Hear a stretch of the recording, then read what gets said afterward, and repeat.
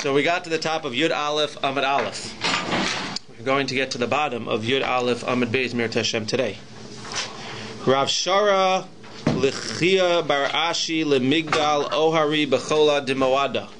So Rav allowed Chia Bar Ashi on the top of Yud Aleph Amud Aleph to make fish traps on Chol HaMoed. My time. Who doesn't know how to make a fish trap? Everybody knows how to make a fish trap. Okay. Aval Izli Aser, but to make a bird trap, now that's complicated. Fish traps, that's easy. Bird traps, well, I guess it's easy to catch fish and catch birds. My taima, maise umanu, because it's considered to be a maise uman. It's considered to be professional work to be able to make a bird trap. Rabbi Yehuda shara li'imei tanura. Rabbi Yehuda allowed this person named Imei Tanura lemigdal tanure to build a tanur, to build an oven. U'leRabbi barasvi lemigdal mehulsa, to make a sifter. Obviously, we're talking about building it on Chol HaMoed. Inni, is that true? V'hatani Rabbi bar Shmuel v'shavet gedola tanur lechatchila. How is it possible that Rabbi Yehuda let him build a tanur, an oven on Chol HaMoed? We have a brisa that says that you're not allowed to build a tanur on Chol HaMoed, even though we have seen other mishnayos and other opinions that have said you're allowed to build a tanur lechatchila. Lo kasha, he says, even if you want to just take these two opinions, one says you're allowed to build a tanur on Chol HaMoed, one says you're not allowed to build a tanur on Chol HaMoed. What's the difference? Kan be motza chama, kan be motza geshamim. Shalom Yisrael, says Rashi. What kan be motza chama? When are you not, or when are you allowed to build a tanur on Chol HaMoed? Kalomar kishayesh motza chama, going to Pesach to Chavel Alma shein yordim bo geshamim. Pesach time when it's dry outside, mutter lasos bo tanur. Why? Lefisha la altu yavish v'yichon la'afas bo pas.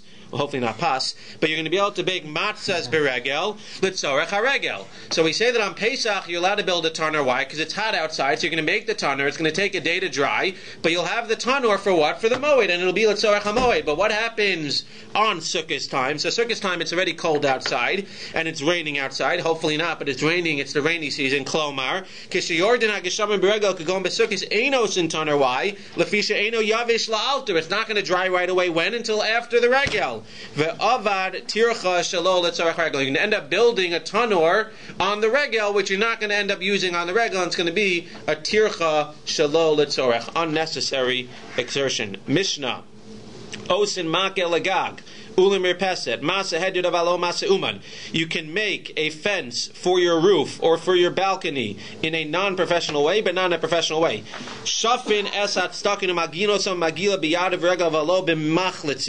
You're allowed to smear with plaster the cracks in your oven, and you could do it with a ma'agal, which is a like a wooden, it's like a wooden roller, and you could do it with your hands or your regel.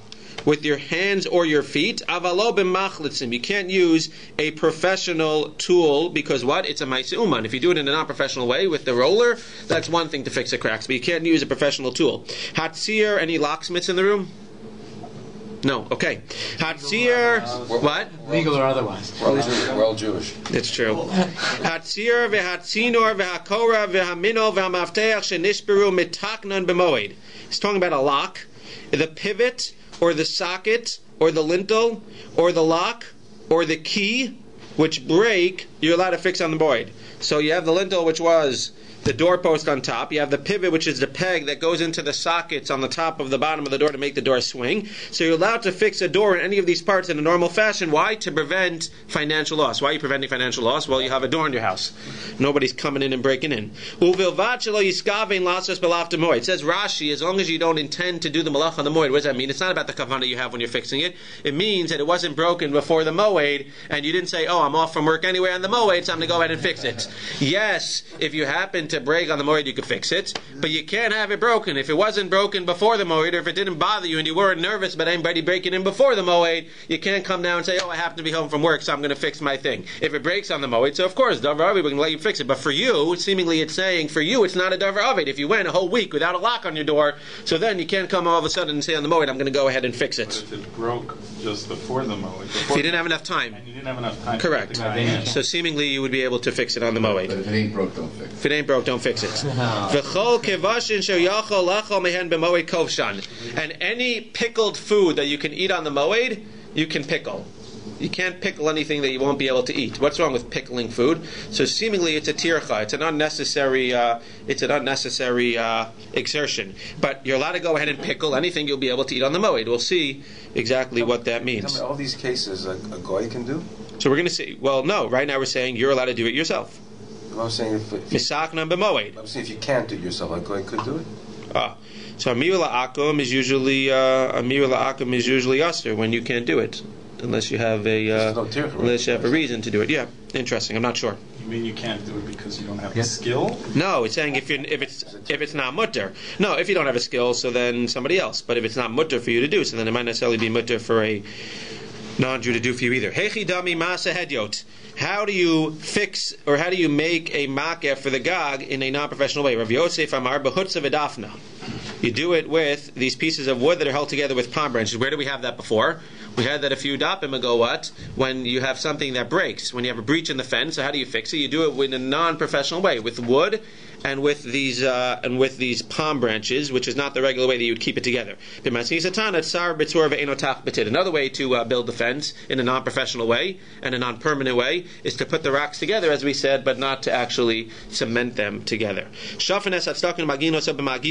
You can fix the cracks. How? With using a wooden roller, either with your hands or your feet. It seems to be weird. Why are you telling me that you could use a magal with your hands or your feet? Once I'm telling you you could use a roller, obviously I could do it with my hands or with my feet. So the way the Gemara is learning is not that you can use the magal with your hands or your feet. The way the Gemara is learning the Mishnah is, well, you can use a magal, you can use a roller, or you can go ahead and use your hands or your feet. But once I could use a roller, of course I could use my hands and my feet. Hachi ka'amar, this is what it means. No. You can't use a ma'agila. You thought you could use a ma'agila, you can't even use a non-professional tool. So the way the Gemara is learning is that you can't use any type of tool. You can't use this really professional tool, this michletzim. You can't even use this tool that's called a ma'agal. What are you allowed to do? You're allowed to smear the plaster over the crack with your yad and your regel in the way that a ma'agal would have worked, in the way that a wooden roller would have worked. But you can't use a wooden roller on the Moed. You can't do it in the regular way. You can only do it with a shinoi with your hands or your feet. Probably easier to do with your hands, but I guess if you do it with your feet, sometimes you'll have more pressure. You'll have more. You'll be able to do it in a better way, that you could push with your feet and stomp with your feet in a way that you couldn't necessarily stomp with your hands. You could fix the door on the Moed. Or minhi, very interesting brisa, ad yamav haya patish makeh b'Yerushalayim, until the days of Yochanan Kohen Gadol, you used to hear hammers banging in Yerushalayim on the Moed. Ad yamavin mikan ve'elachlo, until his days you would hear banging hammers, and from then on you would not hear banging hammers. So what's the kasha? So the kasha seems to be, if you weren't allowed to use banging hammers, how are you going to fix the door? So on one hand we have a Mishnah that tells you you're allowed to fix the doors on the Moed. On the other hand we have a Mishnah or a brisa that says you're not allowed to use hammers. If you can't use hammers, how are you going ahead and fixing the door? Kan b'dinavche, kan b'dinagri. Well, the question we have to ask ourselves is, what was wrong with using hammers? So seemingly he was bothered by the noise. Somebody in the 6 a.m. shir pointed out that it's probably more than just the fact that he was bothered by the noise and that the noise was ruining people's Moed. There might actually be an isser of what? An isser of making a kol, of making a sound on the Moed, right? Just like we have an isser, a certain isser of what? Of clapping. Again, we have heterim. If you clap in a certain way, we're worried you're not allowed to make a sound, because what? If you go ahead and clap and dance, what are you going to do? You're going to come to fix your instruments. So he wanted to suggest that maybe the same isser here. It's not just a din. I thought it was just a din in what? It was just a din in the fact that it was noisy and it was uncomfortable and you couldn't really do anything if everybody's banging their hammer on Chol Moed. He made it sound like it was maybe even an isser, that it was a real isser to not make noise on the Moed, and that's why he made the gzera. The problem is, why would you be gzera then? Unless that's the time, I don't know historically if that's the exact time that they made the same gzera for not clapping and stuff, because again, if it's the same time that they made the gzera for fixing instruments, then it makes sense. But otherwise, why would it be until him that there was gzera? Then there should have been the gzera, it should have been lasting from whenever the original gzera was made, not be able to sing and clap because you're going to fix your metal instruments, because you're going to fix your instruments. Lo kasha. So how do we fix this contradiction that in the Mishnah says you could fix doors, and in Bryce it seems to imply you couldn't fix doors because you don't have any utensils, you don't have any hammers to use? Kan b'denavche, kan b'denagre. This is with a metal hammer and this is with a wood hammer. He says you're not allowed to use a metal hammer because it makes a lot of noise. But if you have a wood hammer, so you can use a wood hammer because that decreases the noise. They said, come on, that's crazy. A wood hammer still makes noise, it just doesn't make as much noise. So what are we going to do? We're going to have Beis Din in full time. What are they going to do? They're going to be sitting there and judging cases. Is this a hammer hammer that makes noise, or is this not a hammer that, or is this a hammer that doesn't make too much noise? With the gavel. With the gavel, right, and then they're going to bang and they're going to make a lot of noise. So it's going to be a little bit weird. It's weird that the Chazal would have made a gzeira on such a dagusik, on such a fine point about you can use certain types of hammers, but you can't use the hammer that makes too much noise. Again, it's not a matter of noise versus no noise. It's a little bit of noise versus a lot of noise. And in every single case, it's going to be, what do you mean? My friend, you let him use that hammer, which makes X amount of noise and X amount of decibels. So it doesn't make sense that the rabbis would have made a gzeira on something such a small difference. Ella, Amar Rav Chisda lo kasha. It can't be that. Ella ha b'magle ha b'chatzine. No. What it means is that in our Mishnah, it's okay to use something called a magle, which makes no noise. They explain that it means some type of saw. I'm not exactly sure you fix a door with a saw, but use a saw which makes no noise. But over here in the Brisa where he says you're not allowed to use it, so you're not allowed to use an axe. Because an axe makes too much noise. So you can't fix a door with an axe, but you can fix a door with a saw. But more importantly, you can't fix a door with saying the Xeris, you can't fix a door with something that makes noise, but you can fix a door with something that doesn't make noise. Right. Rav Papa Amar, Kan Kodem Xera, Kan Lach Xera. Rav Papa gives the easiest answer. No. In the Mishnah, which says you're allowed to fix a door with a hammer, seemingly, is what? Before the Xera, that you weren't allowed to make noise. After the Xera, you couldn't use a hammer because it made too much noise. Rav Ashi Amar, something very interesting. Ha Rabbi Yehuda, Ha Rabbi Yossi. We know, if you remember back, that there was a machlokes that when you have a davar ha'aved, again, you're allowed to fix it because what? Because seemingly somebody's going to break in. We had a machlokes that even when you're allowed to fix something, everybody agrees you can fix a davar ha'aved. You're allowed to do something if it's going to prevent loss. But the question was, do you need to fix it? Are you still allowed to fix it in a normal way, or do you need to do a shinoi that even though you can fix it, you need to do something different? So Rabbi Yehuda and others seem to say you have to do something different. Rabbi Yossi said, no, once you're allowed to fix it because of davar ha'aved, you're allowed to go all out and you're allowed to fix it. So the Mishnah, which says you can use a hammer, seems to hold like Rabbi Yossi that what? Once you're allowed to fix it because it's going to cause a financial loss if you don't fix it, you can do it in the normal way of using a hammer. The Brisa, which says that you cannot use a hammer to fix a door, so that's saying that it's not being done it's saying that you have to do it in a non-regular way. It's a little bit hard to hear that because at the end of the day the Xera wasn't specifically for fixing a door, but it's an interesting possibility. Who's the one who holds that if you're fixing something on the Moed because of davar aved, you don't have to do or you have to make you have to do it a little bit differently? Delo Rabbi Yossi, not like Rabbi Yossi, because Rabbi Yossi holds that once you're allowed to fix it for davar aved, you're allowed to fix it in the normal way. So if you have pickled food, you're allowed to pickle whatever you're going to eat on the Moed, but what you're not going to eat on the Moed, you're not allowed to pickle because, again, it's unnecessary exertion. Bedisa Libai Kavre. So very interesting. This Bedisa river in a place called Libai was basically empty. Either it overflowed or they actually drained it and you had a lot of dead fish on the floor. Azil Kule Almad Soda Aisu Kvara. So everybody came and they took as much fish as they could. Sharulhu Rabba Lemimlach Minai. So now everybody had a lot of fish at home, but you can only eat so much fish on the Moed. So what are they going to do? Now they have all this fish. What's going to happen if they don't salt the fish? So all of the fish is going to spoil. So they didn't have refrigeration, right? So Rava says, since it's going to spoil, you're allowed to go ahead and salt the fish, even though it's for what? It's for post-Moed use. Well, we know you're only allowed to salt and pickle stuff that you're going to eat on the Moed. No, since they brought it originally, what? Eat it to use it on the Moed. And if they leave it now, it's going to get lost and it's going to get ruined. It's like yesterday's case where you have business, so you're not allowed to do business on the Moed, but if you have business and the principal is going to die and the principal is going to get ruined, you're going to lose your job, then you're allowed to go. So over here, if they would have asked me before, and can they go ahead and take all the fish, I would have said not necessarily. You can only take fish that you need for the Moed. Once after the fact, they came to the rabbi and said, what? We have all this fish, it's going to get ruined if we don't go ahead and salt it. Are we allowed to salt it? So yes, you're allowed to salt it because davar ha'aved shari. Others take the story a little bit of a different route, and they say, no, it's even one further step. Shari lahu Rava meitzad meizel aisiu mimlach. That they actually came to Rava before they went to take the fish. And they said, do we have permission to lecharchila take fish that we know we're not going to be able to eat, and we know we're going to have to go ahead and salt for after Yontiv use? We know you're only allowed to take fish that you're going to use on the Moed. You're only allowed to pickle that you're going to eat on the Moed. How is it possible that Rava gave them permission permission to even lechatchila, not after the fact. After the fact, we have a heter. Davar aved dami. It's davar aved. It's going to get lost. It's going to get ruined. But how could he tell them lechatchila in the beginning that they can go ahead and take the fish? Amar le hani nami misachle agavitza. He's saying the whole question and the whole problem of saying that you can't do it is what? Is if once you salt it, now you have no chance of being able to use it on the Moed. But he's saying, the Gemara, that there is a way to use fish that you salted even on the Moed after you salt it. You can't eat, the Gemara seems to be learning that you can't eat fish that's salted. You have to unsalt it. You have to wash it off. You have to press it out. But the Gemara says, even when you salt it, you're going to say it's for after the Moed. No, but if you get hungry on the Moed and you're in the mood for fish, you could pull it out of the freezer, pull it out of the refrigeration, which they didn't have. You could just pull it out of being salted, pull it out of the water with the salt. And what can you do? You can press it. And if you press it and get all the salt out, so then you are allowed to eat it, and you'll be able to eat it. So what does this sound like? This sounded like to me that what? We know that it's an isser to cook on the Moed for after the Moed. But we know that there's a heter that what? That if you're expecting guests, that they have like this like sticky way out, that even 5 minutes before Shkia, no, I'm expecting guests. So you're allowed to add more in case guests come.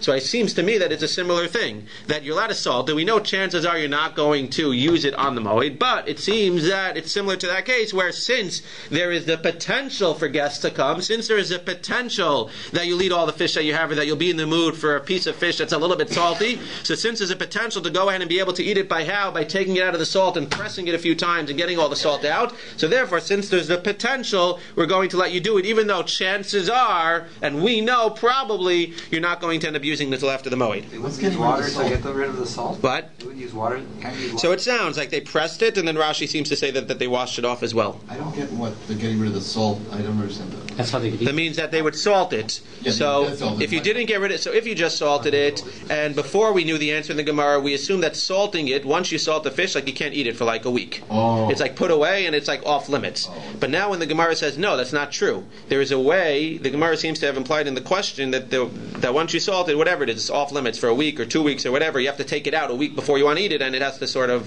wash up. It has to dry out. It has to get, all the salt needs to go away. So the Gemara is learning, no, there is a way that if you take a piece of fish out and it's been salted, there is a way to eat it right away. How? By pressing it down and then washing it off. I guess what you couldn't do is leave aside some fish not salted to eat on Kol Moed and salt the rest, because then you can again, because be coming on to this. But again, so that's what I thought. But I said maybe you'll eat all the fish, and then you'll just choose it. You want a piece that's a little bit salted, so you'll take it out. There's a chance you'll eat it on the Moed.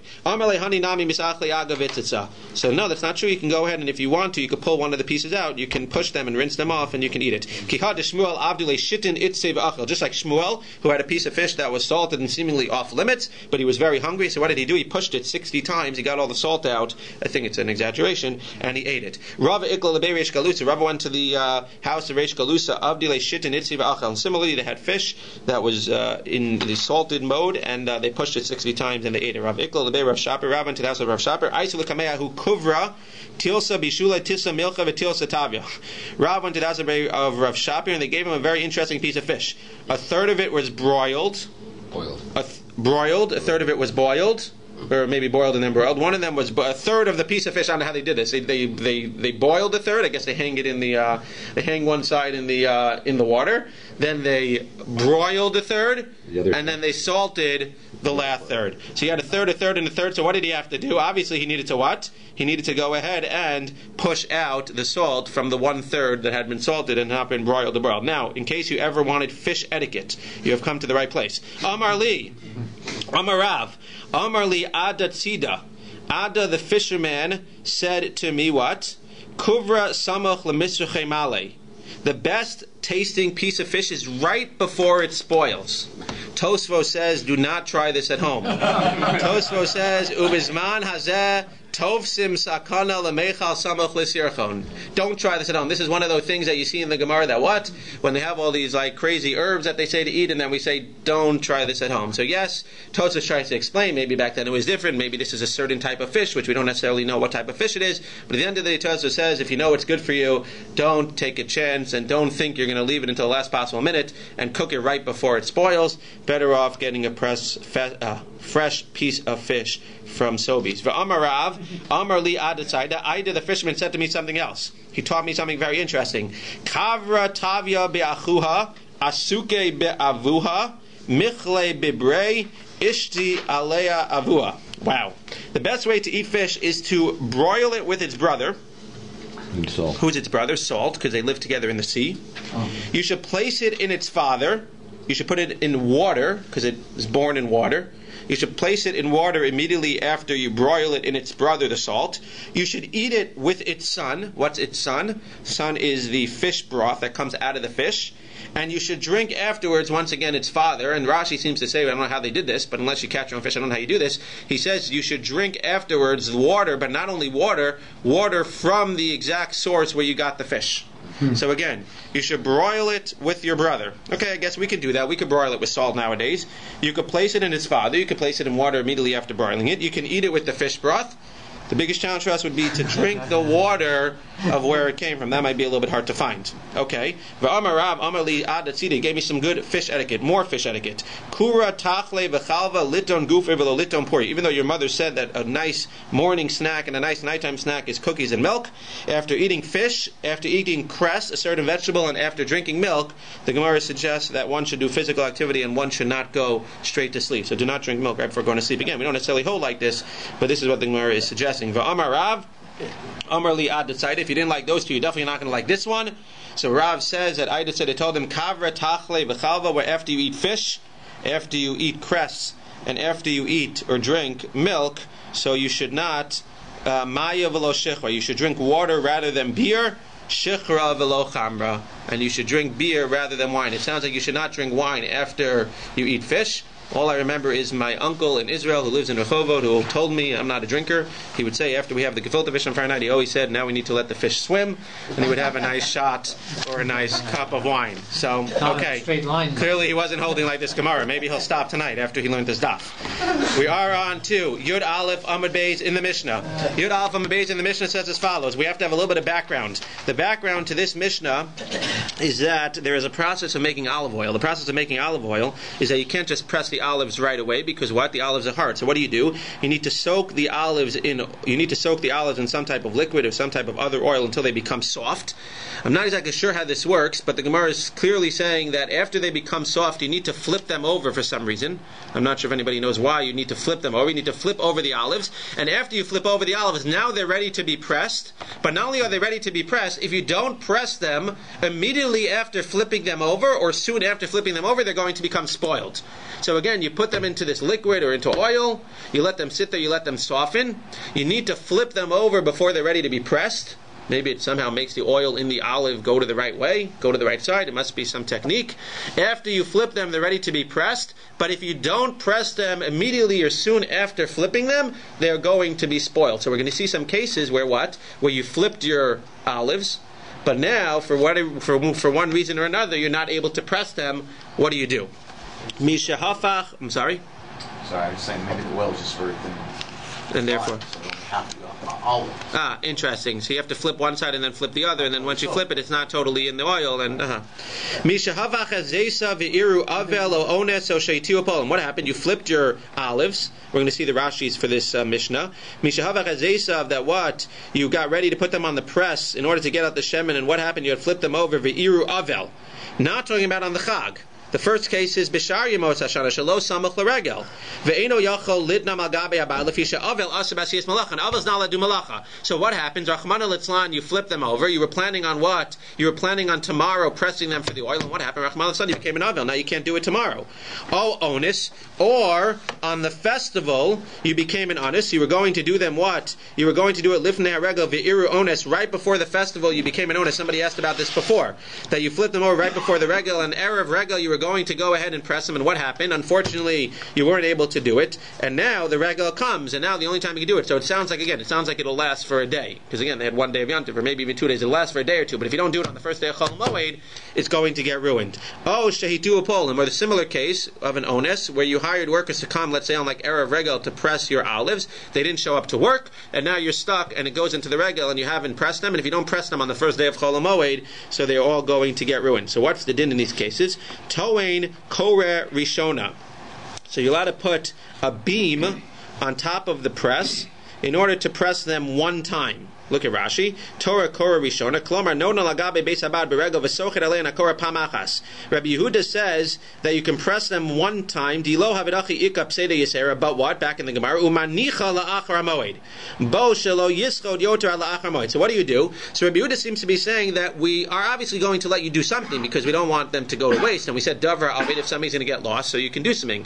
But what does he say over here? He says you can't press them all the way because seemingly the way that the process worked was that they need to be pressed, but they didn't have to be pressed totally. Now, first of all, when you press olives the first time, so what do? You get the purest oil. You get the shemen zayis zach. So he says you get the virgin or extra virgin oil. So what do? You could press them once, he says, on the moed because we don't want to make you lose the money. But what happens after you press them once? Now, once they've been pressed once, the way that the olive works is that what? It'll last until after the moed. So you can press it once, but now you have to leave the rest of it until after the moed. Says Rabbi Yossi, Zolef v'gomer v'gaf kedarka. No. You could press it because it's a davar aved, or else it's going to get ruined. And once you press it, you can go ahead and finish the entire job. So Rabbi Yossi seems to hold that even though there would be no to minimal loss involved of what? Of not pressing it more than once, because once you press it once, it'll last. Once you have a heter to do the malacha of pressing, we're not going to make you stop like Rabbi Yehuda says in the middle. We're going to let you go through the entire process, finish pressing all of the olives, go and put them into the vat, and close up the vat for after the moed. There are Rishonim who get this Rabbi Yehuda and Rabbi Yossi, and they get it back to the machlokas of whether you have to do it kedarko, or if you're allowed to do it with a shinoi or not, but that definitely complicates the entire sugya, and that's more for an Ian shir than for a DAF Yomi shir. But there are those who point out that this machlokas is seemingly consistent, but the question is, how are you doing it with a shinoi? Doing it once is not necessarily with a shinoi. Doing it once is just not doing it the entire way, but that's not necessarily means that you're doing it with a shinoi. I would have thought that according to Rabbi Yehuda, if that's the case, so then you'd have to actually do even the first pressing with a shinoi, not in a regular way. But he seems to be saying you're allowed to. The Gemara says something that, again, I'm not on the level of the Gemara, but I don't understand what the Gemara is saying here. When you read the Mishnah, I'm assuming you read it like I did, that the machlokes in the Mishnah was on all three cases. If a person became an avel, or before the regel he became an anus, or what? Or the poalim didn't show up. The Gemara seems to be reading the Mishnah as saying that it's three different cases, or two different cases, and the Mishnah never told us the din in the case of a person who becomes an avel. The Mishnah is reading it as Misha hafach ezesa ve'eru avel. You know what the halacha is? I'm not telling you. Or Misha hafach ezesav and became an anis, or shehitu polim when on the moed, which is what we're discussing in the Masechta. Then there's a machlokas whether you can press it once or press it the whole way. But the Gemara is learning that the Mishnah never gave you the halacha in the case of an avel. Very interesting. I did not read the Mishnah like that. So let's see inside. I promise. I'm not making it up. Patach be'avel v'siyem b'moed. The Gemara, look at Rashi. Diktani, it says Misha hafach ezesav ve'iru avel v'lo pireshim yachol liton korah ba'avel simlo. The Gemara is learning that the Mishnah never told you what the halacha is when you became an avel, right? You had the stuff and you turned them over, and the next day you're planning on pressing them, and all of a sudden, Rachmal Tzani, you become an avel. The Mishnah never told you the halacha. Elamile de moed kaparish. It told you what the halacha is. What? It tells you what the halacha is. If you didn't have a chance to press it before the moed because of honest or because the workers didn't show up, then there's a machlokas. You could definitely press it, but you can maybe press it once, so you can maybe press it the whole way. But the Mishnah never told us what the halacha is if you flip them over, they were ready for pressing, and then you become an avel. So what's the halacha? Amar Rav Shisha Berei Rav Idi. Fascinating. Zoso meres dvarim hamutarim b'moed asurim b'mei avlo.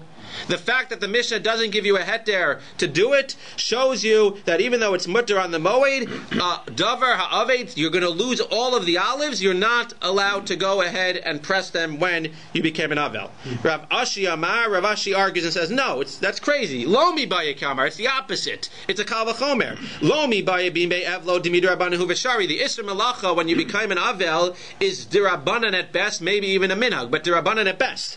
El afilu b'moed isra malacha but on the moed, right, it's an isra malacha doraisa, because the moed, we always say that the isra malacha on the moed is the same that it is during the actual yantiv. Just what? We have certain leniencies. What's the malacha doraisa of pressing olives?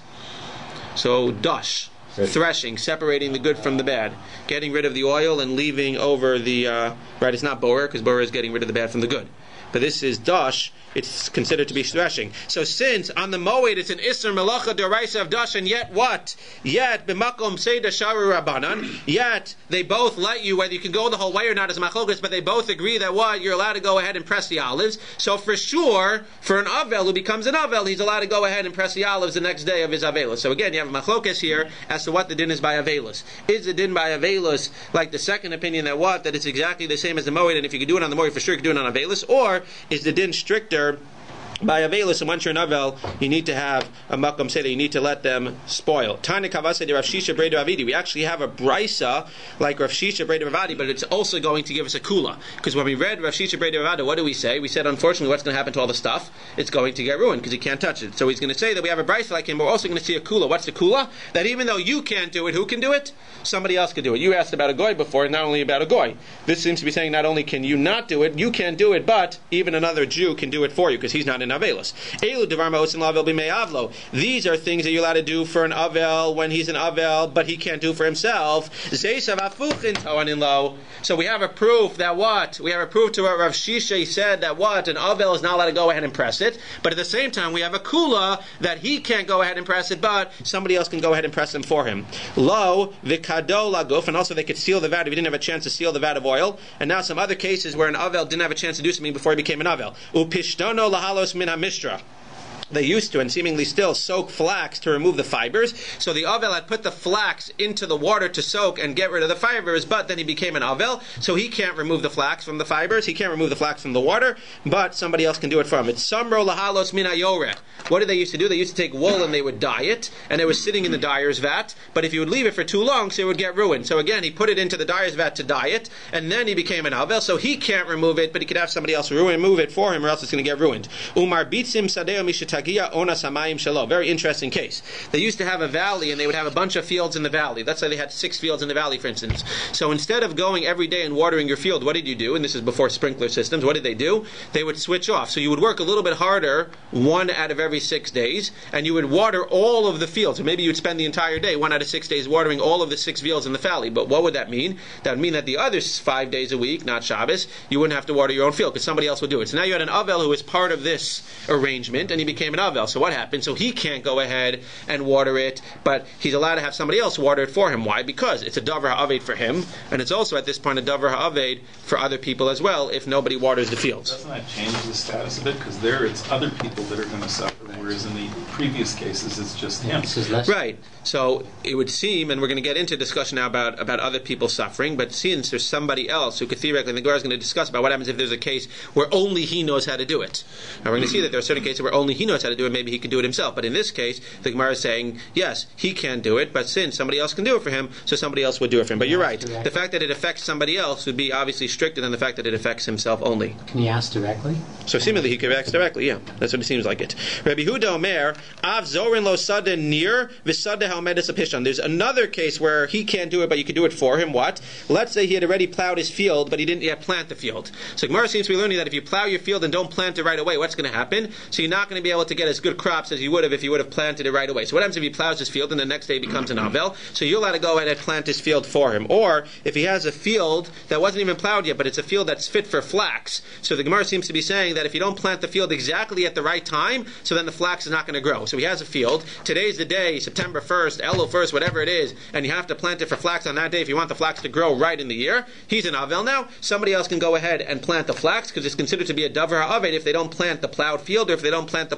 flax at the appropriate time. Amru lo, they said to him, no, you're going too far. Im lo tizra bibakir, tizra bi'afel. He's not allowed to have somebody else plant it for him because, yeah, very nice, he's not going to be able to plant it now. But it doesn't mean that you're not going to be able to plant it ever. You might not get the first crop. So you'll get the second crop. It's not a real davar ha'aved. Yes, it'll be a little bit cheaper. Maybe you won't get as good vegetables. But it's not like he's going to lose totally. So again, we're only letting somebody else do it for him if it's going to be a davar ha'aved, if it's going to have a loss. But they say that the loss of somebody not planting a field right after it plowed is so minimal that it's not allowed to be done for him, and he can do it as soon as he gets up from sitting Shiva. So to him, lo tizra pishtan tizra miminacher. Also, in the case of the flax, yes, you could tie in it that if you don't plant the flax right now, he won't have good flax for the year. Okay. So when he gets up from Shiva, what will he do? He won't plant flax. He'll plant something else, and he'll make a little bit less money, but it's not enough of a loss to entitle us to tell him, no, somebody else can do it for you. So this is the case that you were talking about, that his Zesav were turned over. Well, this is similar. This is a little bit different. And now we said, what? Somebody else can do it for him. But what? Well, one second. He's allowed to do once. Rabbi Shimon ben Gamliel seemingly says that what is better, it seems like everybody's going to agree at this point that it's better for somebody else to do it for him. Zeisav afuchin ve'ein sham uman elahu.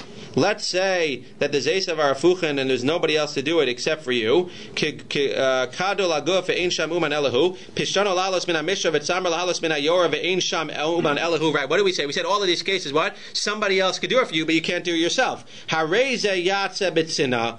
But if somebody else, right, this is why I got confused, because it's unclear at this point. This, Rabbi Shimon ben Gamliel says that if there's nobody else to do it for you, so you're allowed to do it yourself. It's unclear in the Gemara if what? If the Tanna Kama and Rav Shishay would agree with him. Are the other opinions who say what? Rav Shishay who says that seemingly only you're allowed to do it yourself, that you're not allowed to work on the Moed, that you're not allowed to work if you're an Avel. And then the second opinion, which seems to say what? But you can hire other people. Would they agree that if there's nobody else, that you yourself can go ahead and do it? It's not clear. Rabbi Shimon ben Gamliel feels so, but it's not clear that everybody agrees to him. Yeser al Kain. Rabbi Shimon ben Gamliel is in the mode of giving out heter. So he's giving out another heter to you. What's another heter? Yeser al Kain. Another heter. Rabbi Shimon ben Gamliel. Im haya, and this is what I think you were alluding to. Im haya uman l'rabim.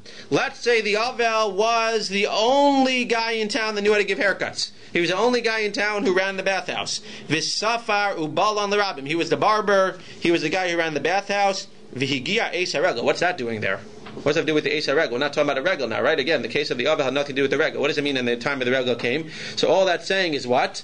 At the time of the regel, what happens? Everybody wants a shower. Everybody wants a haircut. So if it was just a regular day, and he's the barber, he's the main barber, or he's the guy who's in charge of the bathhouse, so okay, for 7 days, so people will wait a little bit. There's not that many people getting haircuts anyway. You have to wait an few extra minutes. But if he's the barber and what? He's sitting Shiva the week before the regel, and everybody wants a haircut. Everybody wants to go ahead and get a bath and wash themselves. So now, if he's the only one that can handle it, ve'ein sham uman elahu, so Rabbi Shimon ben Gamliel says, Raizel yas. And again, we're not clear from the other opinions who said that what? That an Avel can't do any malacha, or even from the opinion that says that an Avel can't do malacha, but somebody else can do malacha for him. It's unclear if they would agree with Rabbi Shimon ben Gamliel's heter as to the fact that if there's nobody else except for him, that he's allowed to go ahead and do it.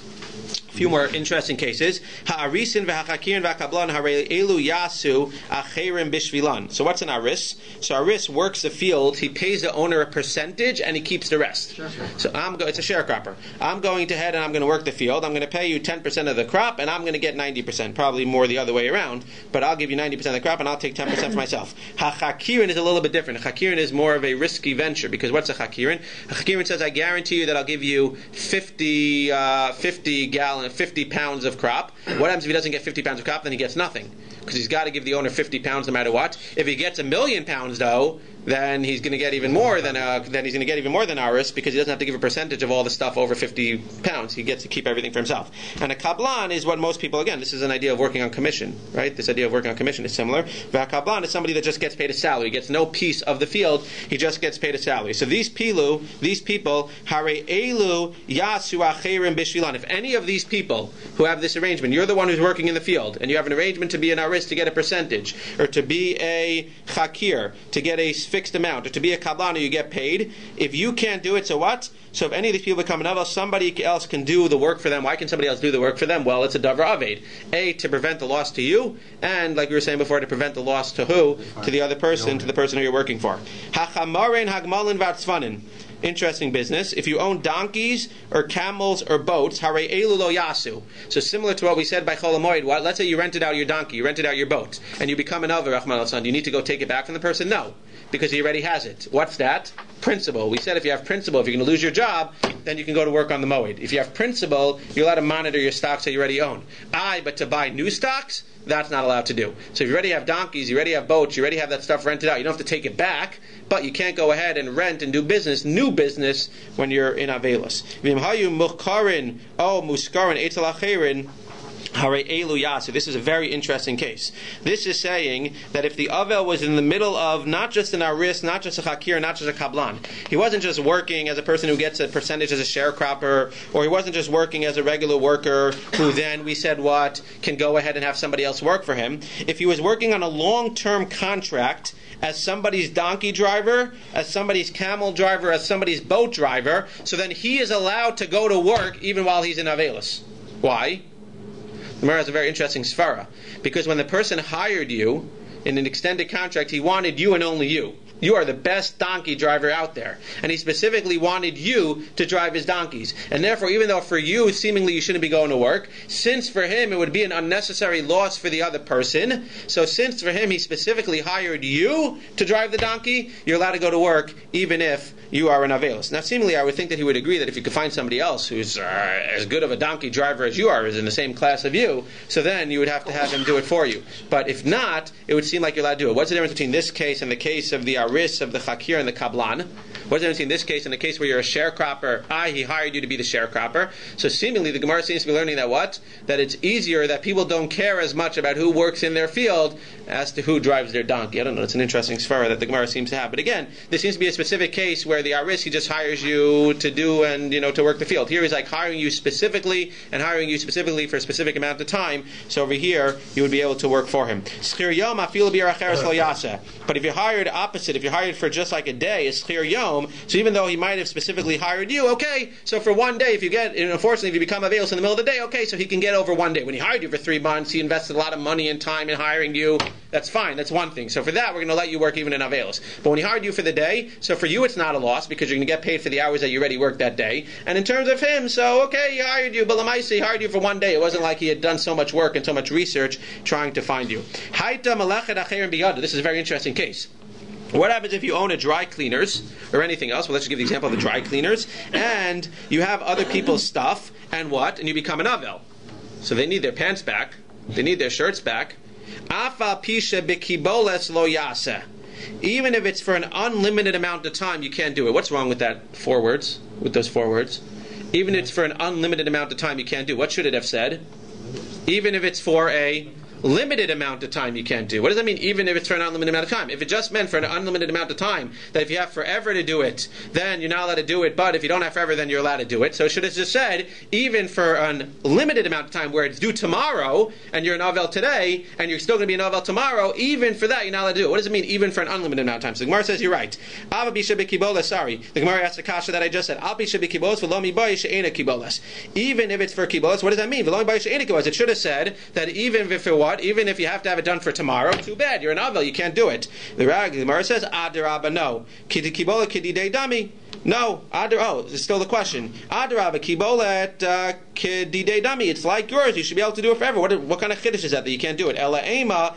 Bain kiboles, bain she'ena kiboles lo yasa. No, it doesn't mean that if it's bikiboles you can't do it.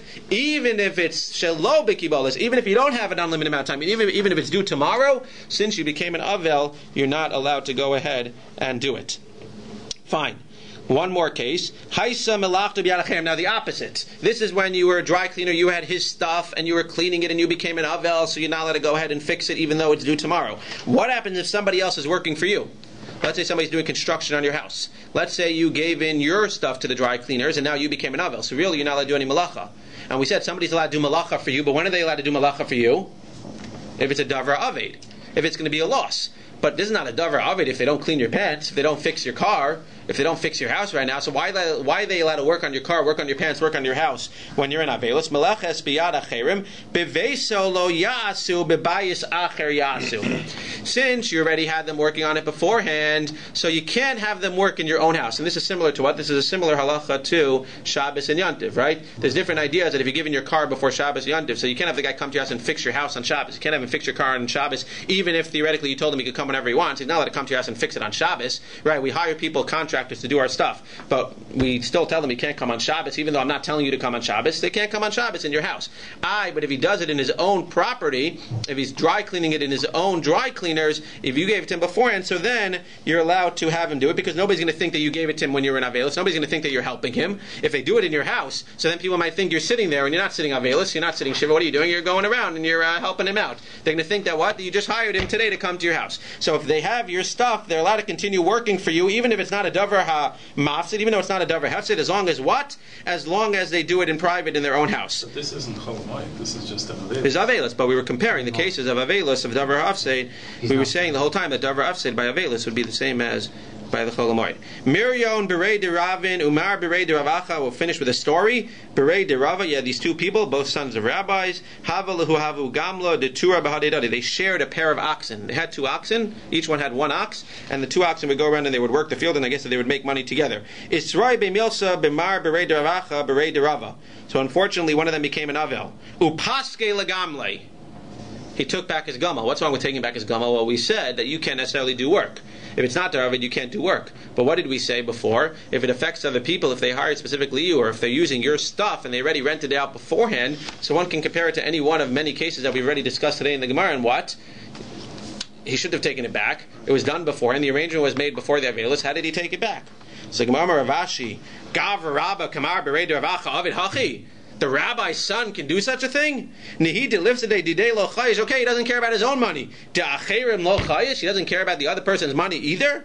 V'hatanya, but we know him hayu muskaron u'muchkaron eitzel acherim hara elu yasu. If you were hired specifically for you, again, it chose this price, but he could have said that your stuff as well. If you were hired specifically, and it was hired specifically for you to do it, and you became an avel, so you're allowed to go ahead and continue because he hired specifically you, and it's going to be a loss for the other person. So to here, it's going to be a loss for the other person. Mar says, Eina chanami. He shouldn't have necessarily taken it back. Why did he take it back? V'hu savar Adam chashuv dami. Adam chashuv shani. He felt that an Adam chashuv must be more strict, and an Adam chashuv, a great person, must not have himself work, or must not even have his animal work, even in the middle of a long-term contract, and even though it's going to affect other people. Have a wonderful Shabbos.